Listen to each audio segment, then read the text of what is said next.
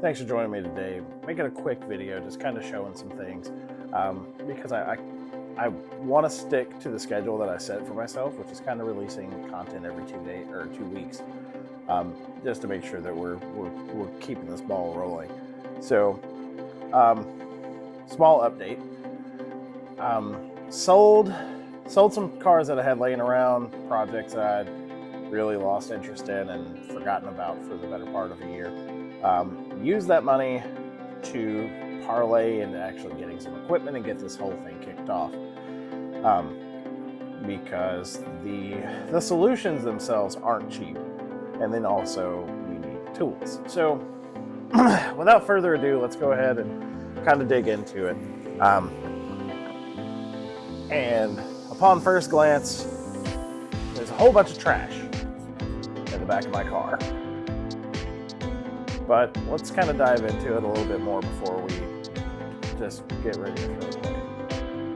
So here is a 2-gallon sprayer that I will use for what's called the long haul method. Now, the long haul method is basically application of the solution, waiting 15 to 20 minutes, applying a second coat to get through the really hardcore biological material that may be on there, which is moss, lichens, anything like that, and leaving. Now, this can take several weeks. It will take several weeks. It will take several months.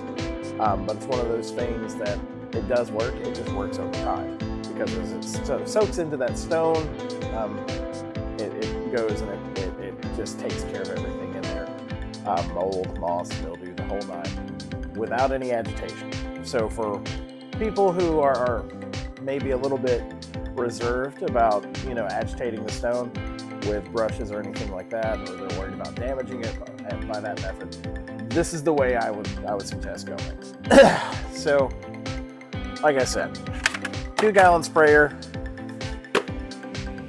and then we have 1, 2, 3 5-gallon containers. This one's missing a lid, beedle. And basically, those are for my missing component. I purchased from Hart it's a 5-gallon, 20-volt power rinser, something like that. It delivers water at the same pressure that you would get from your hose pipe at home. But it was packaged and broken. Now, I say packaged and broken because the box was fine. So it wasn't UPS. They didn't damage it unless they did a really good job of rebuilding the box. But like I said, it's got a 5-gallon container on it. So between that and these here, that's 20 gallons worth of water. If I needed to, I could fill this up and go with that as well. But 20 gallons should be enough. And the reason you want to do that is you want to, when you're agitating the surface of the stone, you definitely want to make sure that it's wet. That way when you're scrubbing on it, you're not running. It's the same principle as wetting a car down before you start washing it. You don't just put soap and everything, because you want to get the loose media off of it before you really start doing anything to limit the risk of actually causing any damage to it, scratching it, or anything like that. Next, my little 1/2-gallon sprayer. Now this is, I've used a lot of these little things, and this is possibly my favorite one. But it's fairly simple. Nice little pump. It's sturdy, and it's got a little release valve on the side that you push forward, and it releases the pressure on it, so you can do what you need to do. But that has some cleaning solution that in it from a video that I did a couple of days ago. I'm waiting for the results to really shine through for that before I release it. So next, these are my little hand tools, hand trowels, things like that, to really maneuver carefully around stones or anything like that, get grass moved out of the way, do some precision edging, things like that, as well as a little knee pad, so we can make sure that Oh hell, man, I'm able to get up at the end of the day, because, yeah. Anyway, so this basket, this bucket right here is home to about 1.5 gallons right now of the cleaning solution, as well as some brushes and some scrapers to move, to be able to scrape things off and everything, and do so in a safe manner. It's also got gloves and some, more detail-oriented brushes to help get inside the inscriptions. Next